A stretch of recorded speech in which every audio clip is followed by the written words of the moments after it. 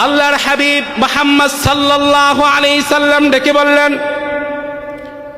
মা আমারতুকুম বিহি ফাখুযুহু ওয়া মা নাহাইতুকুম আনহু ফান্তাহু।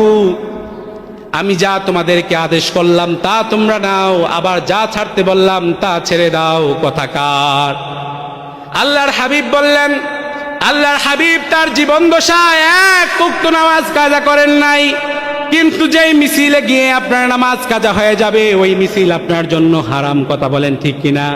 প্রচলিত জশ্নে জুলুসের ভিতরে যেই নামাজগুলো আপনারা কাজা করেন ওইটারে আপনার মৌলবীরা হারাম বলতে দ্বিধাদ্বন্দ্ব করবে না। কথা বলেন ঠিক কিনা? আল্লাহ ডেকে বললেন, ওয়ামা আতাকুমুর রাসূলু ফাখুযুহু ওয়ামা নাহাকুম আনহু ফান্তাহু ওয়াত্তাকুল্লাহ ইন্নাল্লাহা শাদীদুল ইকাব। আল্লাহর হাবিব তোমাদেরকে যা দিয়েছেন তা গ্রহণ করো এবং যা তোমাদেরকে ছাড়তে বলেছেন তা তোমরা ছেড়ে দাও। কথা বুঝছেন? আল্লাহর হাবিব যা জীবনে করছেন, অ্যাপ্লাই করছেন, তা আপনার জীবনে অ্যাপ্লাই করেন, আর যা ছাড়তে বলেছেন তা ছেড়ে দাও। কি বললেন?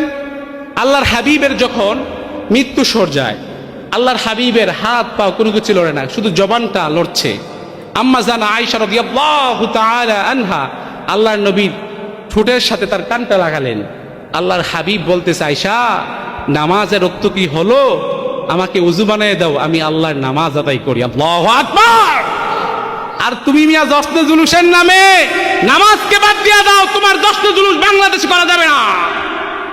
আর ওইসব জশ্নে জুলুস করেন যেখানে আল্লাহর নবীর সিরাতও গাইবেন, মিলাদও গাইবেন, নামাজও ঠিক রাখবেন। কথা কন ঠিক কিনা? এইটা আমি মৌলবী জীবনে হারাম বলতে তো পারবো না, আর বেদাত যারা বলে বলুক, সমস্যা নাই। কথা কন ঠিক কিনা? আমার কথা কি বুঝছেন?